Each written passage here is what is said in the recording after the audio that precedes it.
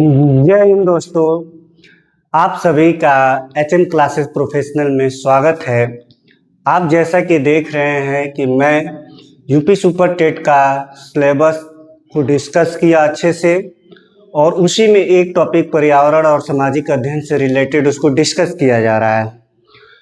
आज मैं उसी में एक और टॉपिक बताया था कि जैसे कि मैंने गंगा नदी तंत्र शुरू किया था, मैं जो है नदी तंत्र शुरू किया था, जिसमें से सिंधु नदी तंत्र बता दिया है। इसी चैनल पे जाकर के जो लोग नहीं देखे हैं उसको जाकर के देखें, क्योंकि काफी महत्वपूर्ण क्वेश्चन वहां से बताए गए। अब आज मैं डिस्कस करूंगा गंगा नदी तंत्र। गंगा नदी तंत्र इतना इम्पोर्टेंट टॉपिक है कि यहाँ से हर एक एग्जाम में क्वेश्चन देखने को मिलता है। जी हाँ, यहाँ से 100% यहाँ से एक क्वेश्चन देखने को मिलेगा। नदी तंत्र से किसी न किसी कॉम्पिटिटिव एग्जाम में जीएस से क्वेश्चन रहता ही रहता है। तो देखिए, मैं आज आप लोग के सामने मैप के थ्रू समझाऊंगा। मैप बहुत जरूरी है। ज्योग्राफी में जो होता है कि अगर मैप नहीं है तो आपका कॉन्सेप्ट बिल्डअप नहीं होगा। क्लियर है? अब यहाँ पे ध्यान से समझिए, जो गंगा नदी तंत्र है, गंगा नदी तंत्र में बहुत लोग नदियां पढ़ते हैं, लेकिन क्वेश्चन देखिए जैसे जैसे कंपटीशन बढ़ेगा वैसे वैसे क्वेश्चन का लेवल भी बढ़ेगा। तो मैं आज उस पर भी चर्चा करूंगा कि आप लोग देख सकते हैं कि कैसे कैसे क्वेश्चन वो क्या क्या बना सकता है। केवल रटना नहीं है, समझना भी है। तो चलिए शुरू करते हैं। देखिए, अब सबसे पहले ध्यान दीजिएगा कि हम लोग गंगा जो नाम जानते हैं, यानी कि गंगा नदी का नाम जानते हैं गंगा। अब ये गंगा मिलती कैसे है? गंगा क्या डायरेक्ट गंगा निकलती है? नहीं। तो ये क्या होती है? एक होती है हमारी अलकनंदा और एक होती है भागीरथी, है ना। तो ये भागीरथी और ये जो अलकनंदा है, इसकी संयुक्त धारा ही गंगा कहलाती है। अब यहाँ पे ध्यान दीजिएगा कि सबसे पहले अलकनंदा कहाँ से निकलती है, तो याद रखिएगा सतोपथ ग्लेशियर से निकलती है। कहाँ से निकलती है? ग्लेशियर से निकलती है। कहाँ लोकेशन है? तो उत्तराखंड में। क्लियर है?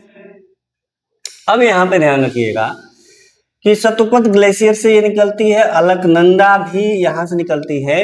अब अलकनंदा इधर से निकल रही है और अलकनंदा में अलग अलग जो है कि हमारा जो कि अलग अलग नदियां आकर के मिलती हैं। जैसे कि एक है ये धौली गंगा। क्या है? धौली गंगा।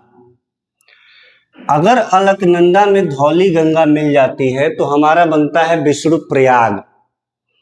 उसके बाद याद रखिएगा कि यहाँ पे अलकनंदा में अगर हमारा नंदाकिनी नदी, अगर नंद प्रयाग होगा तो यहाँ पे मिलेगा नंदाकिनी नदी। कौन सी नदी मिलती है? नंदाकिनी नदी यहाँ मिलेगी। तो नंद प्रयाग बनने के लिए क्या क्या जरूरी है? एक तो अलकनंदा, और अलकनंदा में अगर नंदाकिनी नदी मिलती है, मंदाकिनी मत समझिएगा,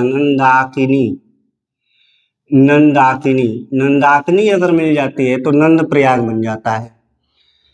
अब यहाँ पे क्या है कि कर्णप्रयाग में जो होती है एक नदी आती है पिंडार नदी, या पिंडारी भी बोलते हैं, पिंडार या पिंडारी। जब पिंडार नदी अलकनंदा में मिलती है तो कर्णप्रयाग बनता है। ये हूबहू क्वेश्चन आया हुआ है कि कौन सा प्रयाग किस किस नदियों के मिलने से बनता है। क्लियर है? अब चलिए, तो अब ये रुद्रप्रयाग बहुत इंपॉर्टेंट है। रुद्रप्रयाग में क्या होता है? जब अलकनंदा में मंदाकिनी जाकर के मिलते हैं। मंदाकिनी कहाँ से निकलती है? केदारनाथ से निकलती है। कहाँ से निकलती है? केदारनाथ से निकलती है। क्लियर है? और देवप्रयाग मोस्ट इंपॉर्टेंट है। ये तो वेरी वेरी इंपॉर्टेंट, इसको मान लीजिए, ये बहुत इंपॉर्टेंट है। तो देवप्रयाग जो है, याद रखिएगा कि देवप्रयाग में ही अलकनंदा और भागीरथी नदी आकर के मिलती है। अलकनंदा इधर से आएगी सतोपत ग्लेशियर से, और गंगोत्री ग्लेशियर से भागीरथी नदी निकलती है, और यही दोनों मिलकर के संयुक्त धारा देवप्रयाग में मिलती है। अब देवप्रयाग का मतलब ये मत समझ जाइएगा ये यूपी प्रयागराज में है, नहीं, गलत है, ये उत्तराखंड का रीजन है, ठीक है। अब यहाँ ध्यान रखिएगा। अब इसके बाद ये तो इधर का पूरा कंसेप्ट क्लियर हो गया। अब क्वेश्चन कैसे कैसे पूछा जाता है, यही पूछ देगा कि भागीरथी नदी कहाँ से निकलती है, किस ग्लेशियर से, गंगोत्री से निकलती है कि सतोपत से। तो ये एकदम लेटेस्ट क्वेश्चन है, ये सब ध्यान रखिएगा। अभी तक तो हम लोग गंगा को डायरेक्ट गंगोत्री से जानते थे, लेकिन आज आप जानेंगे कि गंगा नदी जो है कि दो संयुक्त धारा मिलकर के तब गंगा बनती है, और दोनों अलकनंदा और भागीरथी कहाँ से निकलती है मैंने बता दिया।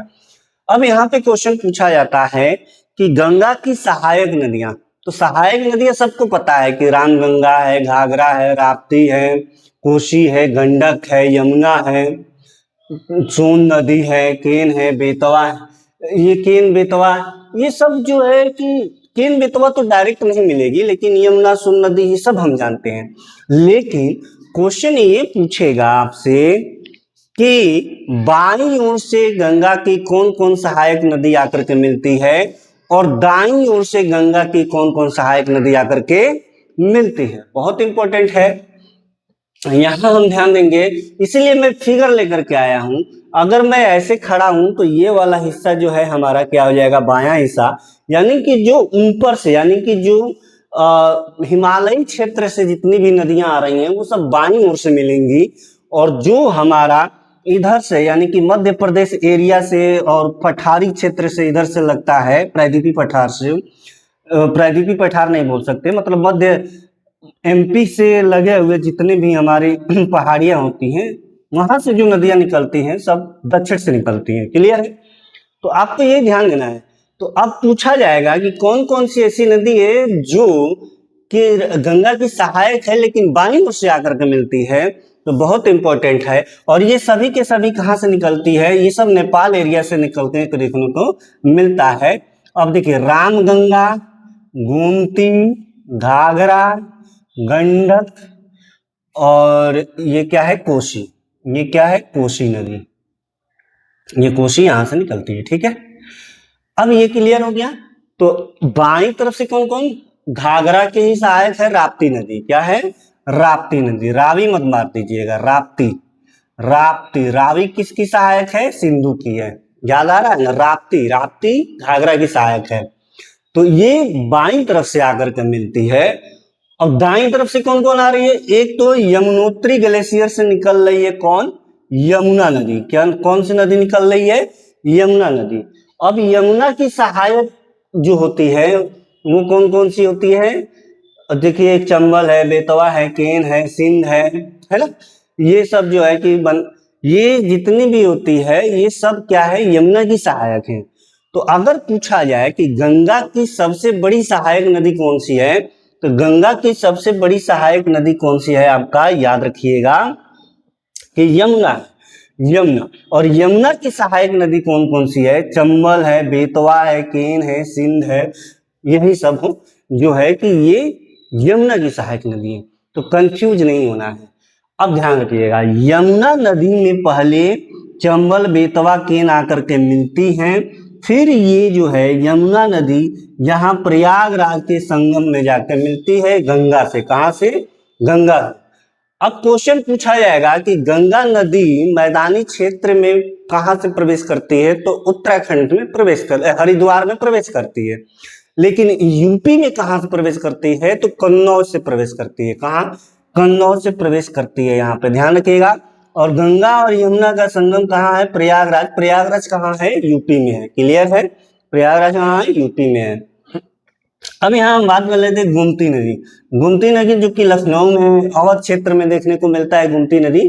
तो गोमती नदी गंगा में कहाँ आकर के मिलती है, गाजीपुर में। ये देखिए, ये सब लेटेस्ट क्वेश्चन है, ये थोड़ा एडवांस क्वेश्चन है कि कहाँ गंगा में मिलती है, ये बहुत इंपॉर्टेंट है। घाघरा कहाँ मिलती है, तो बिहार के छपरा में मिलती है। और गंडक कहाँ मिलती है, हाजीपुर में मिलती है। और कुर्सेला नामक एक जगह है कटिहार में, वहां कोसी नदी मिलती है। कोसी नदी जो है कि गंगा में मिल जाती है। ये आपको बिल्कुल मैंने पूरा बताया। अब बात करते हैं, तो दाईं तरफ से कौन कौन नदी है, यमुना है और सोन है। तो सोन नदी जो होती है हमारा, सोन नदी यहाँ पटना में आकर के मिल जाती है। यहाँ से पटना में, यहाँ मान लीजिए पटना है, तो ये हमारा पटना हो गया, ठीक है। तो ये हमारा पटना हो गया। अब पटना में जो है कि यहाँ पे ध्यान रखिएगा कि कौन सी नदी निकलती है, सोन नदी। सोन नदी कहाँ से निकलती है, अमरकंटक चोटी से, अमरकंटक की चोटी से। अमरकंटक की चोटी कहाँ है, ये भी एमपी रीजन में देखने को मिलता है, मध्य प्रदेश में देखने को मिलता है। अब यहां से ध्यान रखिएगा, यहां से कैसे कैसे क्वेश्चन पूछा गया है कि चंबल नदी यमुना में कहा, उत्तर प्रदेश में कहां पे मिलती है, तो इटावा, इटावा जो है कि हमारा अखिलेश जी का क्षेत्र है, इटावा वगैरह, इटावा उधर ही है। उसके बाद बेतवा, बेतवा कहाँ मिलती है, हमीरपुर में। ये क्वेश्चन पूछा गया हूँ, बहुत पीसीएस में भी क्वेश्चन ऐसे पूछे गए कि बेतवा कहाँ मिलती है, तो हमीरपुर में। केन कहाँ मिलता है, तो बांदा, बांदा भी एक यूपी का ही जिला है। क्लियर है, तो इतना क्लियर हो गया। और ये चंबल, बेतवा, केन, ये किसकी सहायक नदी है, यमुना की नदी है, ठीक है। यमुना कहाँ से निकलती है, यमुनोत्री ग्लेशियर से। अब चंबल की भी सहायक नदी होती है, चंबल का बिहड़ क्षेत्र माना जाता है, तो चंबल की सहायक नदियों का भी नाम याद रखिएगा। एक होता है पार्वती, पार्वती, दूसरा होता है बनास, और तीसरा होता है क्षिप्रा, क्षिप्रा। तो ये भी क्वेश्चन पूछा जा सकता है कि बनास, बनास, क्षिप्रा और पार्वती किसकी सहायक नदी है, तो चंबल की है। गंगा नदी तंत्र से इससे क्वेश्चन बाहर नहीं जाएगा। क्लियर हो गया। अब याद रखिएगा, केन नदी कहां से निकलती है, कैमूर की पहाड़ी से निकलती है। विंध्याचल पर्वत से कौन निकलता है नदी, बेतवा नदी निकलती है। और जाना पाऊ पहाड़ी से कौन निकलता है, चंबल नदी निकलती है। जाना पाऊ पहाड़ी भी कहाँ है, एमपी में है, कहाँ है, मध्य प्रदेश में है। तो देखें आप लोग की कैसे मैंने पूरा इसको जो है कि एक जगह समाहित कर दिया। इसको आप अगर आप ऐसे पढ़ते हो किताब में बिना डायग्राम का, तो जल्दी समझ में नहीं आएगा कि कौन ऊपर से, यानी कि कौन उत्तर से मिल रही है, कौन दक्षिण से मिल रही है। तो इस चीज को आप, इसीलिए मैंने पूरा डायग्राम लेकर के आया कि आपको मैं अच्छे से समझा सकूं, कि मैं आपको अच्छे से समझा सकूं। क्लियर है। अब चलिए, यहाँ पे उम्मीद करता हूं कि काफी लोगों को अच्छा लगा, यहाँ तक बने रहे, बहुत बहुत धन्यवाद। अब मैं अगला जो टॉपिक लेकर के आऊंगा, इसमें लेकर के आऊंगा ब्रह्मपुत्र नदी। और ब्रह्मपुत्र नदी भी एक ऐसे ही पूरा डायग्राम से बता दूंगा। अब ये याद रखिएगा, इसमें और क्वेश्चन, तो ये निकलती तो इधर से ग्लेशियर से, लेकिन गिराती पानी कहाँ है, पुनः गंगा नदी गिरती कहाँ है, जाकर के बंगाल की खाड़ी में। बंगाल की खाड़ी में गिरने से पहले ये क्या करती है जी, याद रखिएगा, ये पश्चिम बंगाल में भी जाती है। पश्चिम बंगाल में हुगली के नाम से जाना जाता है इसको, ठीक है। तो वहां पे भी जा करके उसके बाद बंगाल की खाड़ी में जाके ये गिर जाती हैं। अब जैसे कि आप लोगों को पता है कि कानपुर हो गया, वाराणसी हो गया, प्रयागराज भी हो गया, तो दोनों को संयुक्त धारा है गंगा और यमुना का।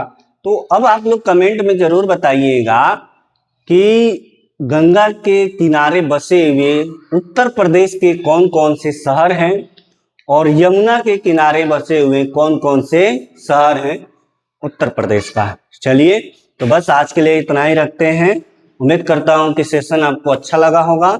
अच्छा लगा है तो इसको ज्यादा से ज्यादा शेयर करिए, दूसरों तक पहुंचाइए, और जो है कि इसको रिवीजन जरूर कर लीजिएगा एक बार। जितना भी मैं पढ़ा रहा हूं अपने चैनल पे, आप ही लोग के लिए मैं पढ़ा रहा हूं, इसको रिवीजन जरूर करते जाइएगा, नहीं तो सब बेकार हो जाएगा जी, ठीक है ना। रिवीजन नहीं करेंगे सब बेकार हो जाएगा। चलिए, तो फिर मिलते हैं अगले क्लास में। जय हिंद।